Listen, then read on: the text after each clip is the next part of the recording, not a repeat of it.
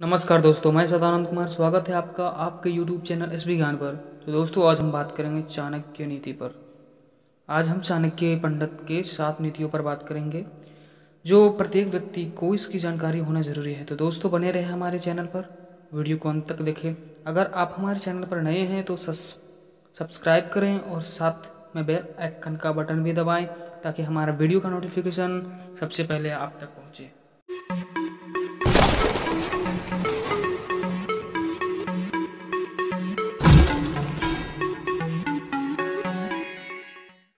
चाणक्य का पहला नीति, किसी भी कार्य में पल भर भी विलंब ना करें।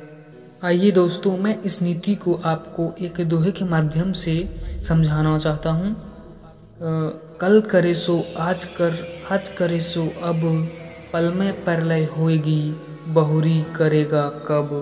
दोस्तों, इस दोहा का तात्पर्य ये है कि कल के सारे काम आज कर लो, आज के अभी, क्योंकि समय का कोई भरोसा नहीं है, प्रलय कभी भी आ सकता है।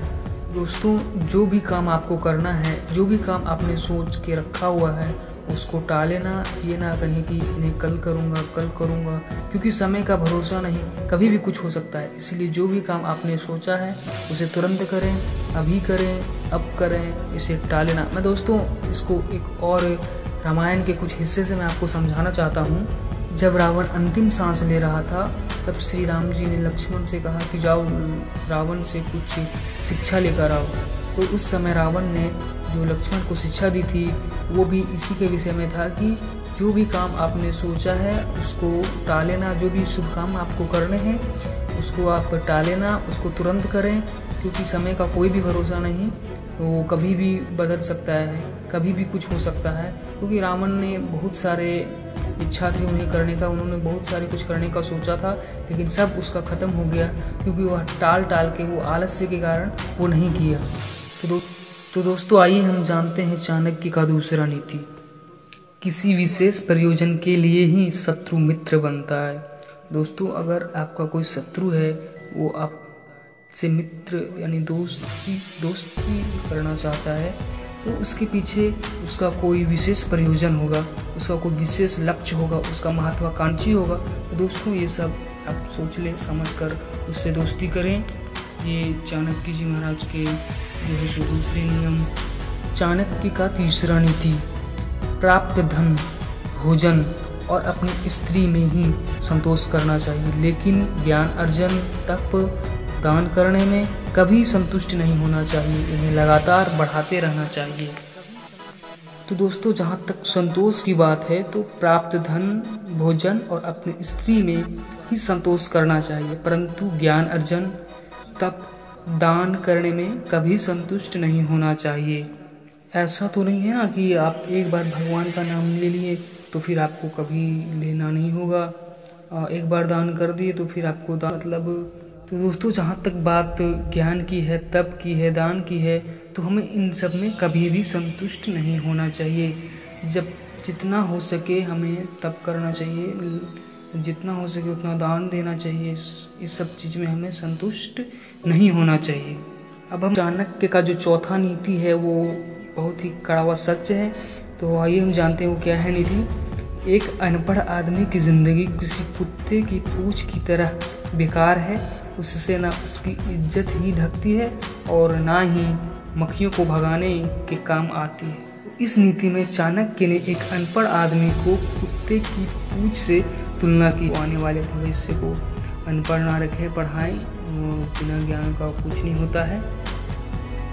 चाणक्य का नीति का 5वां नियम, विषहीन सर्प को भी अपनी रक्षा के लिए फन फैलाना पड़ता है, इसलिए शक्तिशाली ना होते हुए भी शक्तिशाली का प्रदर्शन करना आपकी रक्षा करता है। दोस्तों, मेरी बात को यहाँ से ध्यान सुनिएगा, जो मैं बोल रहा हूँ विषहीन सर्प, वैसा सर्प जिसमें विष ना हो। वो सर्प जानता है कि उसमें विष नहीं है, फिर भी वो किसी भी चीज व्यक्ति को डसने के लिए वो अपना फन फैलाता है।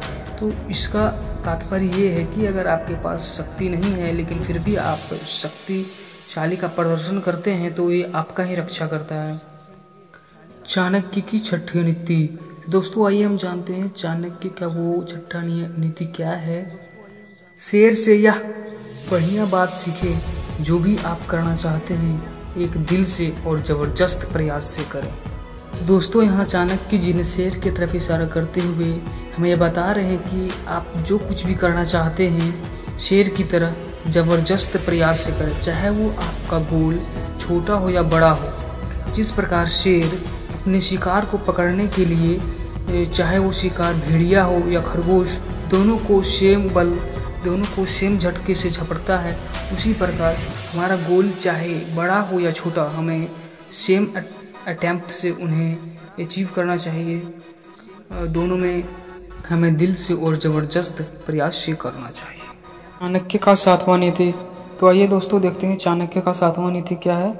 बुद्धिमान व्यक्ति अपने इंद्रियों को बगुले की तरह वश में करते हुए अपने लक्ष्य को जगह, समय और योग्यता पर पूरा ध्यान रखते हुए पूर्ण करे। तो जिस प्रकार बगुला अपने आहार के लिए अपने सारे इंद्रियों को अपने वश में करके अपने लक्ष्य को पूरा करता है, उसी प्रकार मनुष्य को अपनी इंद्रियां को अपने वश में करना चाहिए। दोस्तों यहाँ इंद्रियां मनुष्य में 2 प्रकार के होते हैं, कर्म इंद्रियां और ज्ञान इंद्रियां।